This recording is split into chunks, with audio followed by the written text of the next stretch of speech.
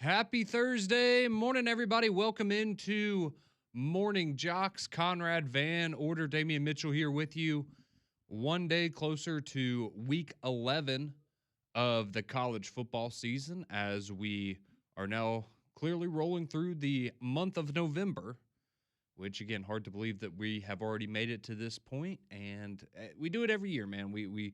You wait all year for football season. Football gets here. You get excited for it. And then the next thing you know, you look up and it's November and you've got 3 or 4 games left. And then it'll be the postseason. And before we know it, we'll be waiting on football all over again. So hopefully this last month of the season will be as exciting as the previous 3 have been, because this has been one of the more interesting, I would say, college football seasons in recent memory, just in terms of all of the chaos. It feels like the parity is greater than it's ever been in the sport, and I think we're going to have a very exciting November, especially. I know y'all talked about the college football playoff race yesterday, but you look at all the variables in play there, and there's a lot left to sort out here in the final month of the season. But part of the final month of the season is week 11, and that's where we will turn our attention to today, because you do have Auburn, as we're going to get our first look at the Auburn Tigers under interim head coach DJ Durkin this weekend,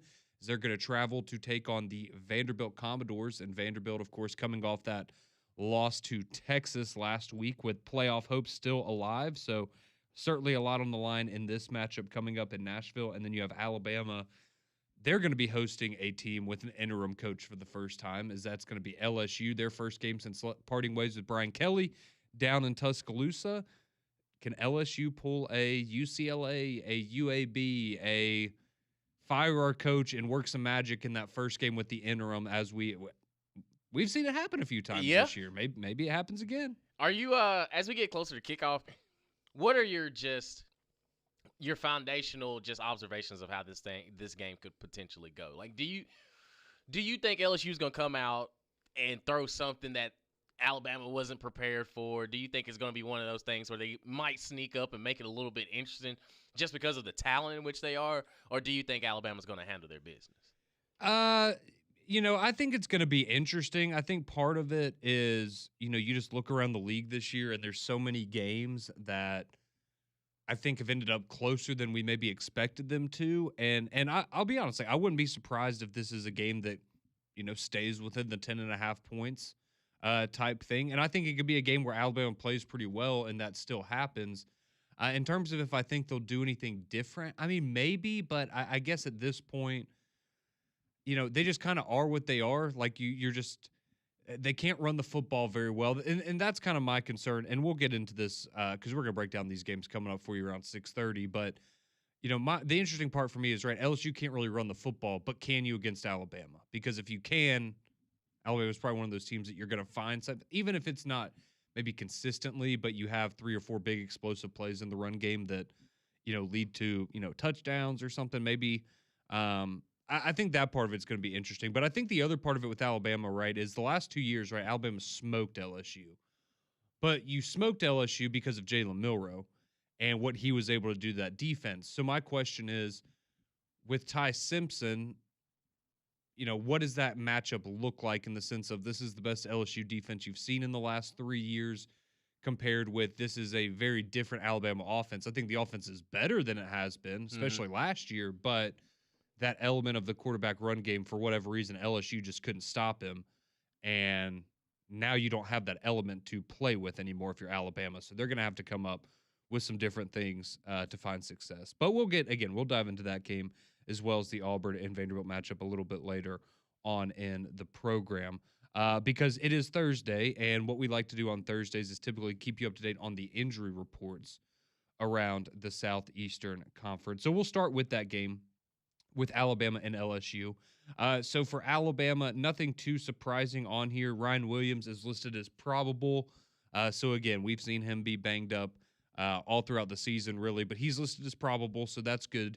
He should be good to go. We also found out yesterday on Hey Coach, Kalen DeBoer said that both Latsier Brooks and Isaiah Horton are good to go for LSU as well. So it looks like that wide receiver room for Alabama that's been a little banged up going into the bye week, that they're going to be 100% available at least.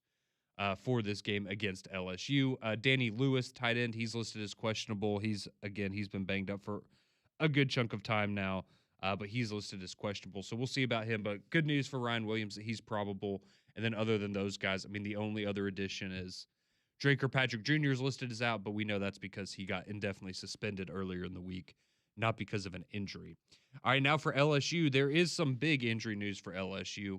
And so defensively, they're expecting to be, he's listed as questionable, but I saw LSU people say yesterday that they're not expecting him to play, and that's Whit Weeks, who, I mean, coming into the year, one of the better defenders in the entire SEC. He's now missed the last 2 games for LSU. They've given up an average of 40 points a game in the last 2 games without Whit Weeks. And before that, they were averaging under 20 points a game that they were giving up to opposing defenses. So, again, maybe it's a step up in competition because you did have to play the likes of Texas A&M, right? But at the same time, clearly a huge piece of that defense that if he's out again, that's not going to be good for LSU. And then also their left tackle, Tyree Adams, he is officially out. So he has already been ruled out for that game. So, again, you've got left side of the offensive line maybe going to be a little bit of a question mark, and then defensively, your best player expected to be out as well for LSU. So that doesn't bode well for them, but, I mean, it's just been kind of been that way all season. Yeah. Just been one of those years. And it's also, I mean, the defense has its moments, but I guess with everything that we've been hearing all week long about LSU since the change of Brian Kelly, of just the physicality they want on the defensive side of the ball, it's going to be a little bit different when your anchor isn't there if Whit Weeks is not going to play, because he is one of your most impactful players defensively. So the best thing for LSU is maybe within the next couple of days that he can start to trend towards the play, even if you have him on a pitch count or something. Mm-hmm. But if he's not out there, it's going to be a big hole to fill. Yeah, no, it certainly is. And I think you can also, when the point I brought up about the scoring, I mean, you go back and look at their schedule now in hindsight, right? And okay, Clemson, not a great offensive team. Louisiana Tech, Florida, Southeastern Louisiana, South Carolina, again, and then you have Ole Miss, Vanderbilt, and Texas A&M. And those are the 3 games that, and honestly, I mean, they did good with Ole Miss, right? They only let them score 24 points, but other than that, it's okay, so maybe you just benefited a little more from the competition you were playing.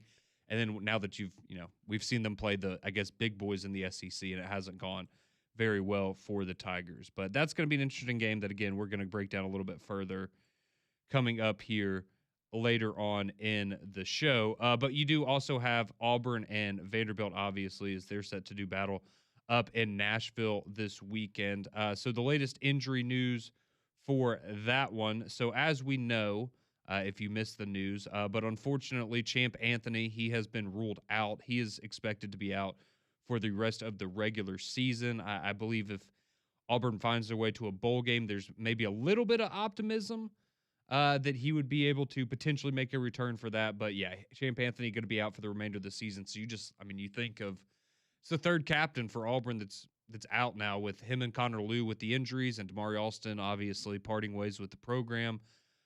So unfortunately, some more bad news there as far as Auburn's injuries are going. And then for questionable, you have Elijah Melendez, who you remember he had the interception last week against Kentucky that allowed Auburn to get the field goal. So he's questionable. And then tight end Brandon Frazier, who that's a guy that's missed a couple of games already this year. He's banged up as well.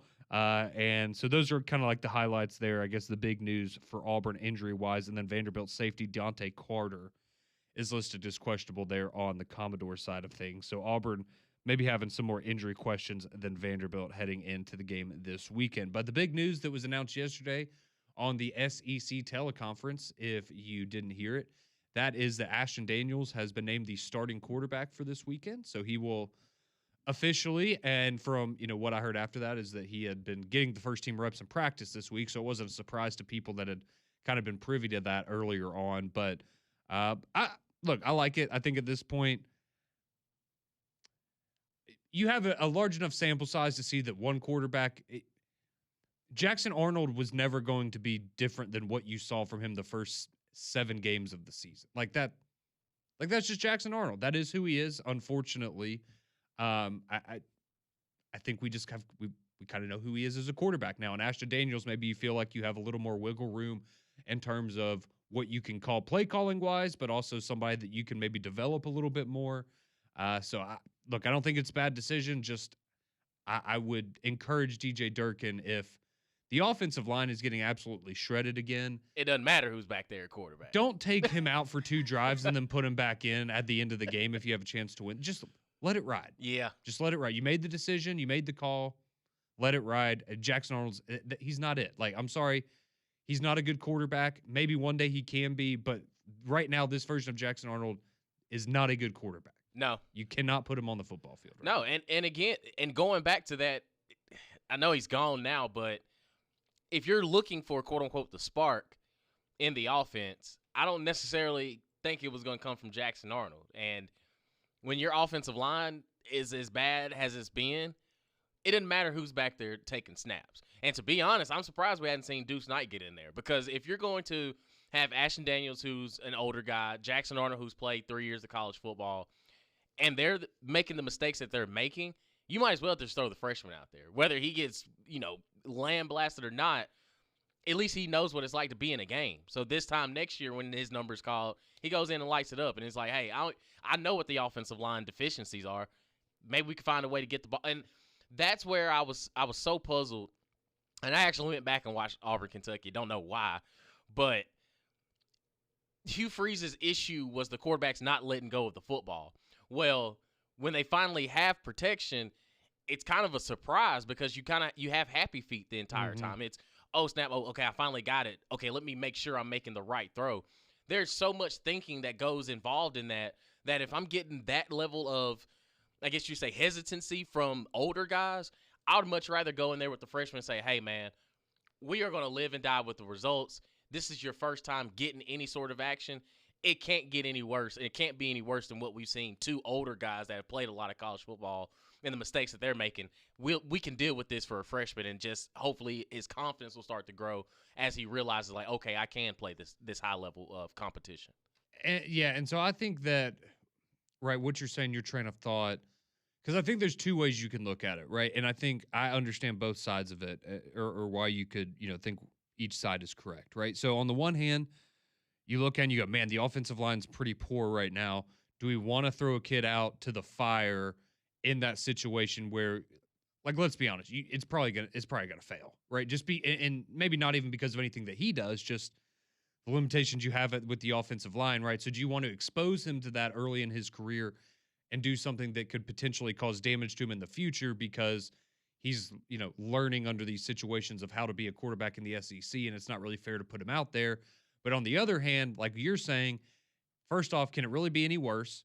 And B, would it not be good to maybe get him some reps and some playing time? If that is the guy that you think is the future of the program, why would you not go ahead and try to give him some reps now to start learning in-game time, on top of the fact that, look, the reality of it is, right, until there's a coach that's hired, these players aren't going anywhere with the new transfer portal rules of, you got to stay 5 days after a new coach is named before you can transfer out. But I guess I look at it too of, there's no guarantee that he's coming back. There's no guarantee that a Cam Coleman's coming back, right? Do you think you have a better option of retaining those talents by playing him? And maybe he goes out there and does do well. And then the receivers go, okay, I can play with this guy. But if you never get to see that and you're Cam Coleman, I would think you'd be more likely to leave. In that, I'm just, Cam Coleman's like, I just know that's the name that everyone's going to think of. So that's why I'm throwing that out there. But I think there's different trains of thought on how that one will work. And I'd be interested for Auburn fans, 205-834-9450. What would you like to see? Do you want to see Ashton Daniels? Do you want to see Jackson Arnold? Or do you just want to say, hey, screw it. Let's put Deuce Knight out there and see what we got, because we've got nothing else to lose. So I think it's an interesting conversation that I'd love to get some Auburn fan perspective on.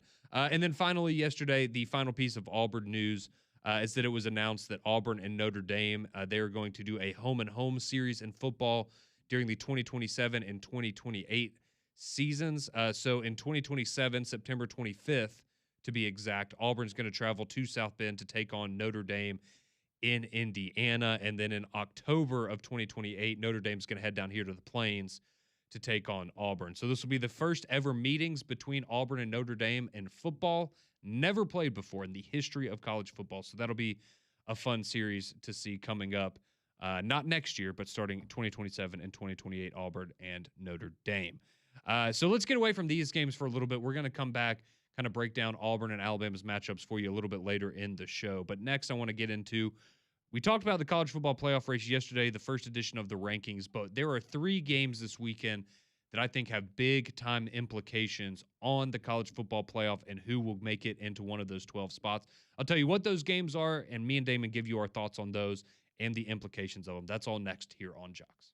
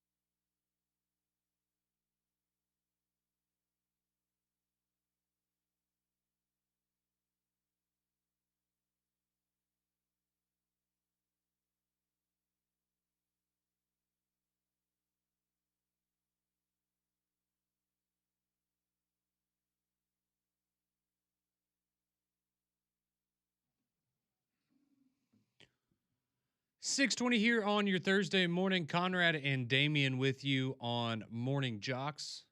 And we appreciate you making us a part of your morning each and every day right here on JOX. So we're with you until 7 o'clock. Then we'll hand you off to McElroy and Kublick in the morning. They're with you from 7 to 10, then three-man front 10 to 2, and, of course, the Paul Feinbaum Show after that from 2 to 6. So we gave you kind of the latest injury reports on both Alabama and Auburn going into their matchups this weekend.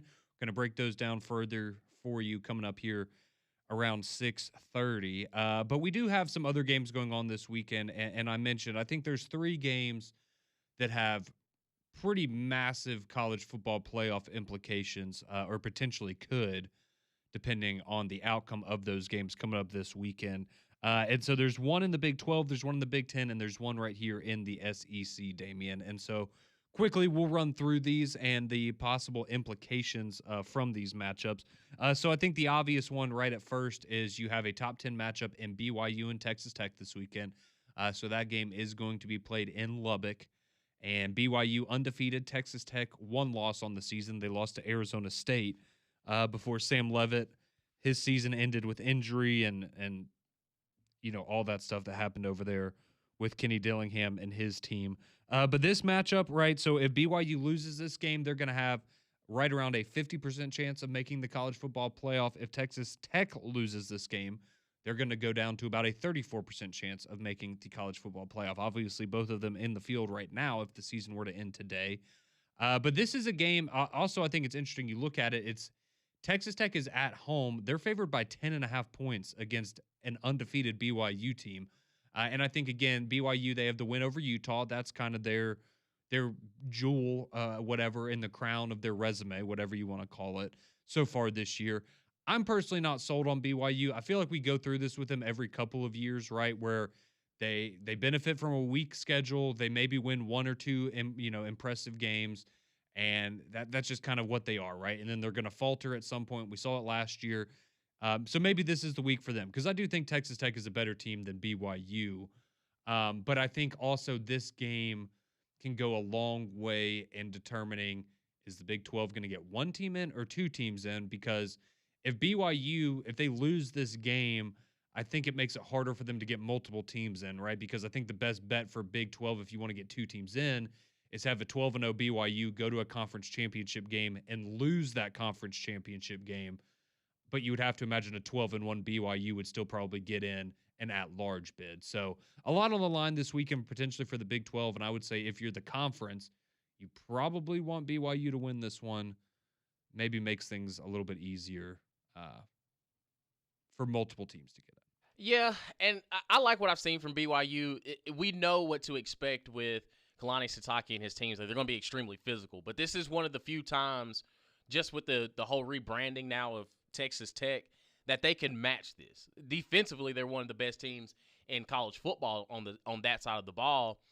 But I think that I'm with your line of thinking that if you're the Big 12, you kind of won't be you need BYU to win this one and to just kind of ensure that they could finish the season undefeated. They're going to solidify their spot in the Big 12 championship game, and regardless of the results, they're going to get into the college football playoff. But I think if you're Texas Tech, with all the money that you've poured into this football program, it would really be a gut punch if you lose this game. Yep. It's kind of one of those, if we really want to compete and we want to find ourselves in these spots year in and year out, we have to take advantage of the opportunities that we have in front of us right now. So I think, one, it's going to be a physical matchup, but I just think 10.5 points is just a little too much, even though you are at home. I just think that number's thick for a BYU team that's, again, they're riding high. Their quarterback wears number 47. So undoubtedly, you can tell they don't care. Like they have a different style, different edge to them. But it's for the Big 12, you need BYU to win. Yeah, it would certainly help. And again, like my whole point with Texas Tech too is you look at Utah, right? So they're 7-2. They're sitting at 13th in the rankings. If you're Texas Tech, so if you lose this game, you're going to be ahead of them, right? So you're still going to be there in that conversation, kind of in that bubble area. And if you are able to come back and maybe get a revenge win over BYU in the conference title game or something like that, then you're going to be in a good spot for the Big 12. So yeah, that's a big game this weekend. BYU at Texas Tech. Especially if BYU can find a way to pull off the victory in that one.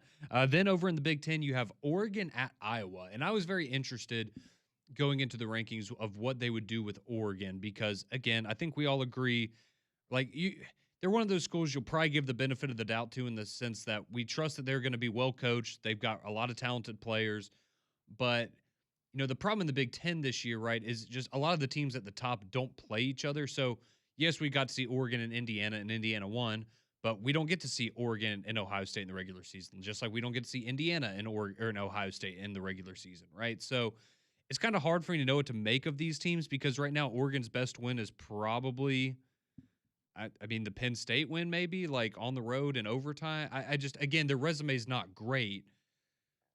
So this is an opportunity for them to show to me that, okay, they actually are as good as maybe we want to believe that they are because we just haven't really had to see them try. And again, I'm not saying that their game against Wisconsin was close necessarily, their last game, but 21-7 against that, that doesn't scream, oh, wow, this is a team that, they belong in the conversation with Ohio State and Indiana and Alabama and A&M and Georgia. I don't think they're in that same tier. And going to Iowa, this is a tough game, right? And if Iowa wins, they're keeping their playoff hopes alive. I think defensively, it's going to be maybe the biggest challenge, even more so than Indiana this year for Oregon. So there's a lot on the line for the Ducks. I do think they'll ultimately win the game, but it'll be ugly. I wouldn't be surprised if, I'd take the under. But, yeah, it's probably going to be pretty ugly along the way. It's just the style in which both of these teams play. If Iowa makes this thing a physical, just dogfight, it leans into their favor because they ain't going to throw the ball unless they absolutely have to. Where Oregon, it's the speed, it's the flash. Can they match up with a ground and pound attack, which, Iowa has thrown it a little bit more, but they hang their hat on just stopping you defensively, making it hard for you to score 14 to 17 points.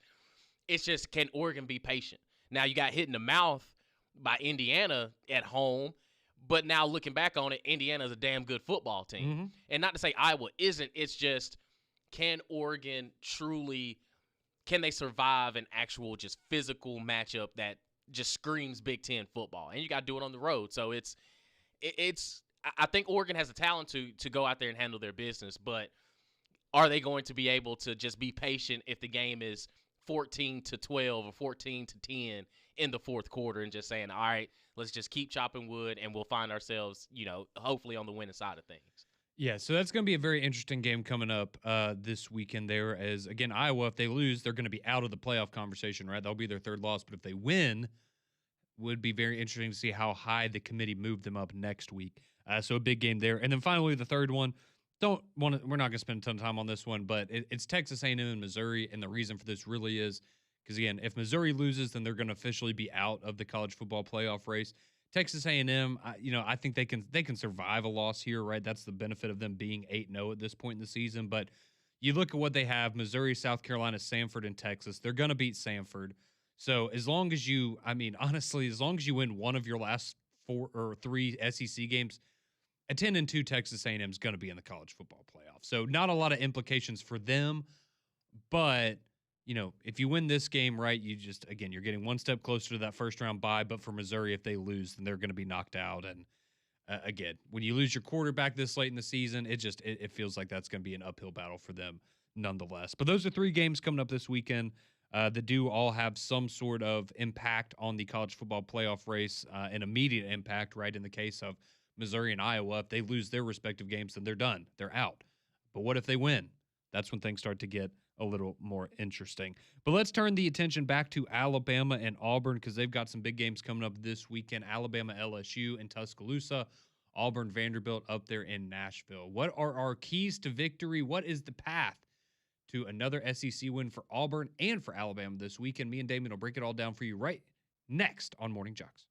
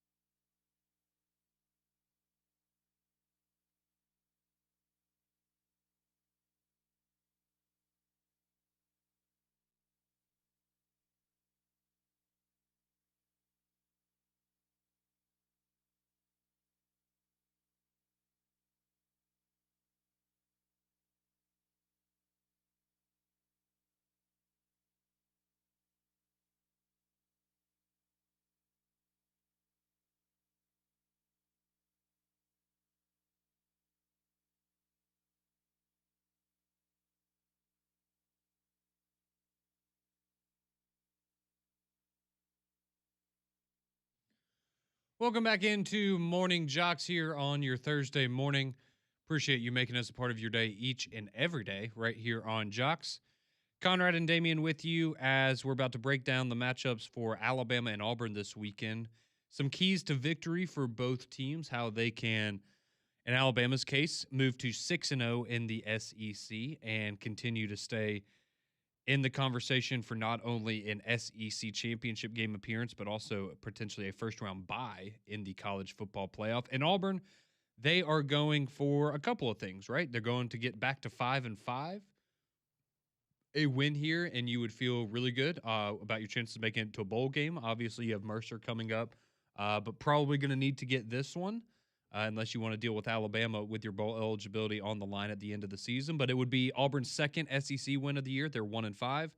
And then Vanderbilt, if they win this one, keep their playoff hopes alive. If they lose, then they're going to be out of the conversation. So let's start with Alabama as they are coming off their bye week, heading back to Tuscaloosa to host the LSU Bengal Tigers, who, again, if you've been living under a rock, this will be their first game without Brian Kelly as their head coach. Frank Wilson, the interim guy, going to step in there. So my keys to victory for Alabama, quickly, Damian, I think, and you brought it up earlier, and we were kind of talking about it. You know, my thing for this team defensively is, are you going to be the team that LSU looks at and goes, oh, well, we're going to figure out how to run the football because we're playing Alabama, so we're going to figure out how to do that, and we're going to make it a big part of our offensive identity. And you just, again, if you're Alabama, you can't let that happen. You absolutely cannot let that happen. So if you go and, again, I think Alabama, have they gotten better in areas against the run? Yes, but I think the explosive plays are what you're really worried about, and that's where they've been mostly susceptible in the run game. They have really had a problem giving those up. But again, LSU, not a very good team running the football. I think you want Garrett Nussmeier to have to beat you, right? Because he has not been the same player this year. He's still turnover prone, just like he was last year. But that passing game just hasn't had as much rhythm, right? So I think if you're Alabama, you want the secondary to kind of rule the day for you defensively and not let LSU figure out how to run the football for the first time all year against you. My other things for Alabama, you know, on the offensive side of things, I think similarly for them and their run game, right? I brought it up earlier, but you're now going into this game without Jalen Milroe. You're not going to be able to give quarterback run 25 times a game. Is this the game where you learn how to establish a run game, right? Are you able to take some of the things that you did with Jalen Milroe last year, and whether it's Jeremy Bernard or maybe Ty Simpson runs the ball a little more, or it's Jam or Daniel Hill or Kevin Riley, whoever in the backfield, you know, can you find ways to essentially, you know, you're trying to do the same things you did with Jalen Milroe without Jalen Milroe, right? You're just having different pieces try to run the same style of offensive game plan that they had the last couple of years, because obviously that worked really, really well against LSU and in Alabama's favor. And then I think finally for me, it's just, you know, the intriguing part of this is, you know, coming off of the bye week, you had those 4 ranked wins over SEC teams. Then you had the South Carolina game. You have a lot of film to go over if you're Alabama. So my questions are just, you know, what did they learn going back and looking at all of that? Like, is Ty Simpson, are we going to see him now be even better than he already has been? Because, again, you had a week to process and kind of take notes and look back on all of the mistakes you've made, all of the good decisions you've made, and now you're just more confident moving forward as a quarterback. The wide receivers are healthy now, right? How does that look with the offense? So, you know, I'm just interested, right? After the South Carolina game, how close that was. Now you've got the bye week. You know, are we seeing a refreshed Alabama that comes out and just wants to stomp on LSU, or are they going to let them kind of hang around and be a little sloppy and make the mistakes that we've seen this Alabama team make it sometimes? So those are my kind of observations, what I'm looking to see from Alabama this weekend. But make no mistake, Alabama's the better team, is at home. It shouldn't be a problem for Alabama, but it also shouldn't have been a problem for Alabama about 4 years ago when an unranked LSU rolled in with a 4-5 record and made it a 6-point ball game. So, Yeah, my keys on defense, I made it simple: destruction and disruption. Something that they've been able to do the past couple games is rattle quarterbacks early. And I think what we've seen from LSU is, in the first time in a long time, it's they start to whittle. And you broke them last year. Like, looking back on it, last year is what kind of put a fork in the road for LSU of, okay, this can get downright ugly because we thought that we could truly compete at home, night game in Death Valley, and Alabama mops the floor with them. It's almost a rinse and repeat for this year, especially now that LSU is wounded and LSU may come in and they could throw all types of wrinkles out, but their get right situation isn't going to happen against Alabama. At least that's how I would look at this on the defensive side of things. Of okay, y'all have talent. Nobody's questioning that. Y'all have got some dudes out here, but you're not going to be able to establish the run game. Nope, it's not happening this week. The passing game, yeah, we may give you a couple gimmies here and there, but when it comes down to it, the secondary and the experience that they have in the back part of the unit is going to take over at some point. And then offensively, if it ain't broke, don't fix it. Ty Simpson has looked like the quarterback that they've needed all season long. He's done nothing but step up when his number has been called, and he's made throws to players and his receivers that have truly started to step up. And I just put a star beside Jeremy Bernard. Get him the ball because he is the best football player you got on the offensive side. And he's done nothing but week in and week out prove that whatever y'all need me to do, I'm going to do it, and I'm going to do it at an exceptionally high level. And kind of the overarching theme for the game is this is business. Like the month of November is business for Alabama because they've gone through the gauntlet of facing all those ranked teams and built momentum, built confidence week in and week out. Now the month of November is, all right, now it's time to separate ourselves. Like they are so far removed from Florida State. It starts with LSU on Saturday, and the rest of the schedule, just buckle up. Yeah, and I think, what you're saying there is,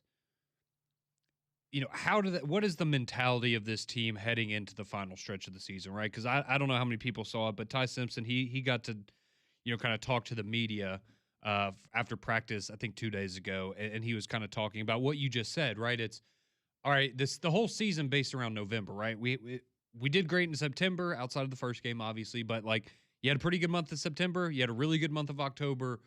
Now, what are you going to do in November? Because it's great that you're in a position you are now, but if you go out and lose 2 of these last 3 games in the month of November, nobody's going to care about what came before that, right? And so you have to take advantage of these opportunities. And again, it is one of those opportunities where, I would say style points don't go because, I remember, again, like in the BCS era, right, it was not only do you have to win, but you have to win with style points, right? You have to prove that you are dominant in order to be one of those final 2 teams. Well, that's not so much the case anymore. But again, if you're Alabama, can you get one of those dominant wins, right? Because I feel like that's been maybe the one knock that people have had is, all right, you've gotten some good wins, but, well, if this play happened here, this goes differently there, are those games really as, like the Tennessee game, right? What happens if you don't get that pick 6 before halftime? Is that a 17-point margin of victory?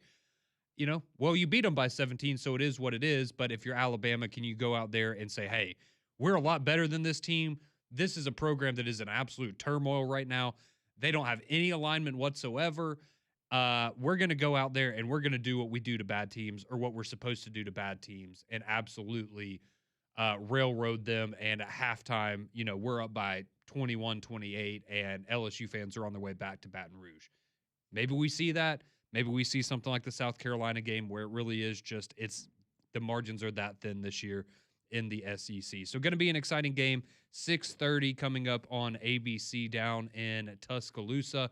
I'll be down there covering the game. I know GMAC, he'll be on the call as well alongside Sean McDonough and Molly McGrath. So going to be a big one coming up this weekend. But we do have Auburn and Vanderbilt left on the docket. Can Auburn head up to Nashville, get a huge upset win in DJ Durkin's first game as interim head coach? We'll give you the keys to victory for Auburn as well as get to your text and calls. That's all next here on JOX.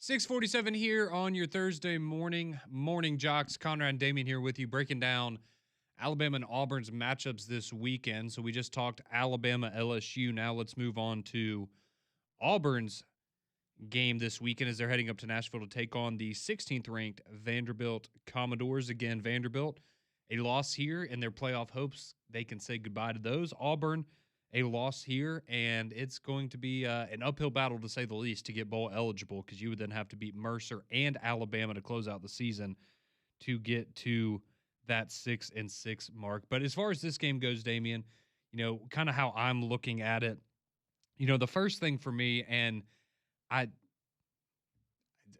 don't get paid millions of dollars, so I don't have to have an answer to this, but this is the most important thing to me, but I also don't know how you get there.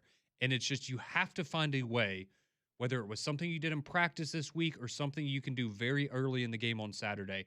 How do you instill confidence in the offense, right? And that, it starts with the quarterback, but it goes down throughout the entire offense, right? It's, all right, does the quarterback have faith that the offensive line is going to do their job, right? Does the offensive line have faith that the quarterback's going to get the ball out quick enough, or they're not going to continue to backpedal to where it's really not the offensive line's fault that a sack was made, but do they have the faith that the quarterback is going to stay in the pocket and be able to do that?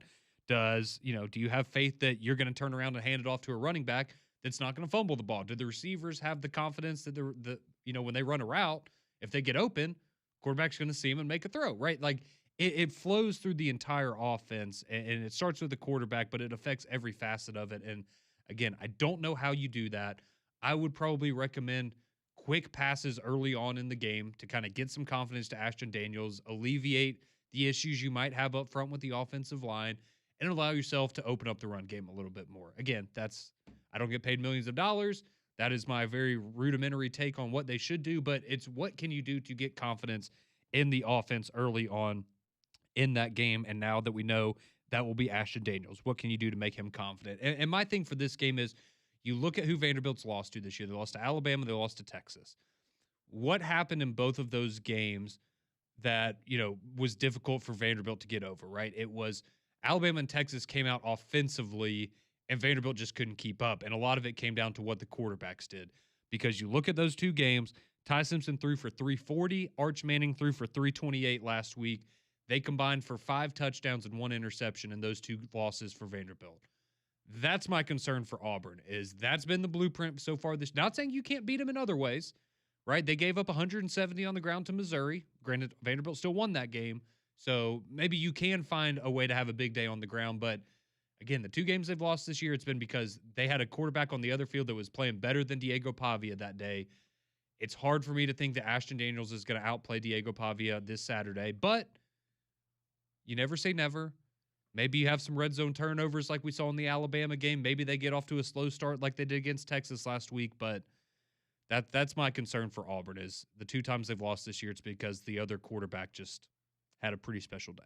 Right. Through the air. And I'm with you. I think offensively for Auburn, you have nothing to lose at this point. You already lost Hugh Freeze, and if he was the reason why the offense was holding back, or, they just couldn't find any sort of success consistently, now you just throw the kitchen sink at Vanderbilt.